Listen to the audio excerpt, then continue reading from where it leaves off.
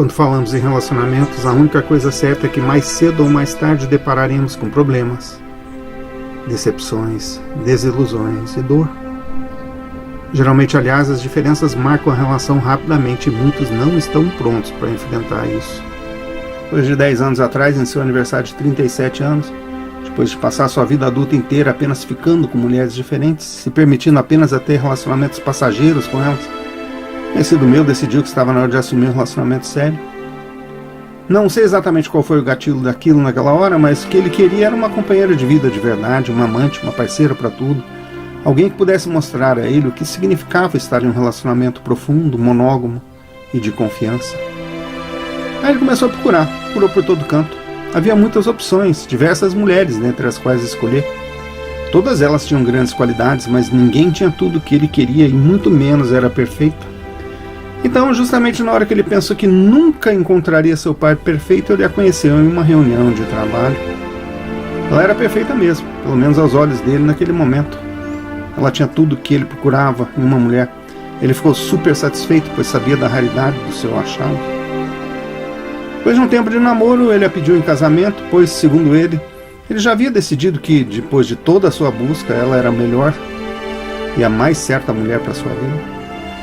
Mas à medida que os dias e semanas se tornaram meses e anos, ele percebeu que ela podia ser tudo, menos perfeita. Tinha muitos ciúmes, confiava pouco em outros e nela mesma. Sofria de baixa autoestima, gostava de falar de coisas superficiais quando ele queria falar sério, e ela era muito mais desorganizada que ele. Foi aí que começaram a surgir as dúvidas. Dúvidas sobre ela, dúvidas sobre si mesmo, dúvidas sobre tudo. O relacionamento perfeito, a pessoa perfeita? Isso existia mesmo? E para validar suas dúvidas, ele passou a testá-la. Primeiro de forma subconsciente, depois bem intencionalmente. Ele passou a vasculhar o apartamento deles para ver se encontrava sujeira, coisas fora do lugar. Tudo isso para provar que ela não conseguia se organizar. Depois ele passou a ir à festa sem ela só para provar que ela não confiava nele e que explodiria de ciúmes. Ele montava armadilhas mentais e esperava que ela fizesse algo tolo só para provar que ela não conseguia viver com seriedade. E ele continuou fazendo esse tipo de ação por algum tempo.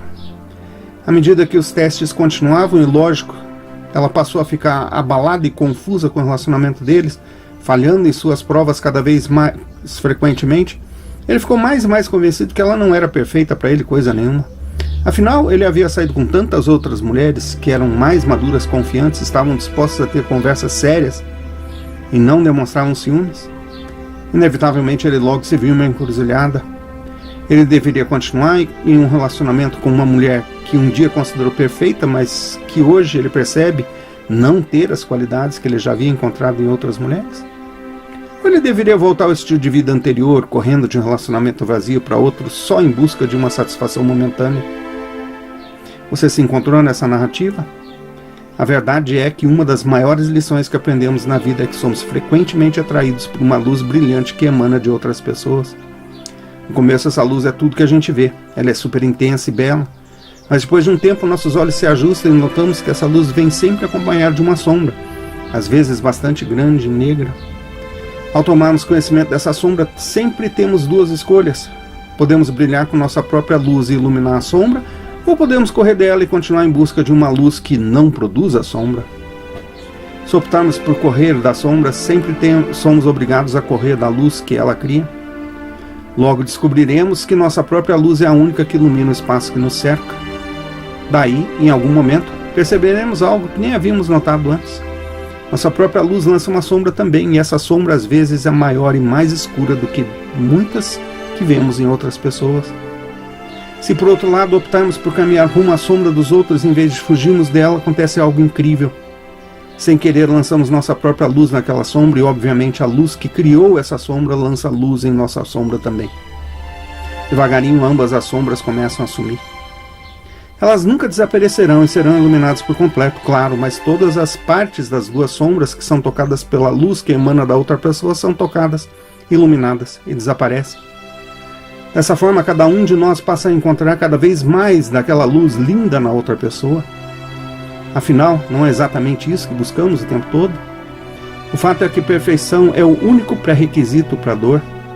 Buscar isso em outros é um esforço sem futilidade, pois mesmo que ela exista por um tempo, desaparecerá.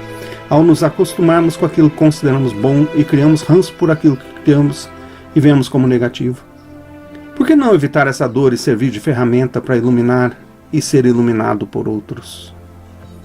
No fundo, o que precisamos é mudar nossa perspectiva sobre a pessoa com quem dividimos nossa vida e lembrar sempre que, às vezes, é preciso dar mais do que receber, mesmo que isso seja doloroso naquele momento. Afinal, a outra pessoa sempre pensa que está dando mais do que recebe também. O grande segredo da vida é tolerar, dividir, culpar menos, amar mais.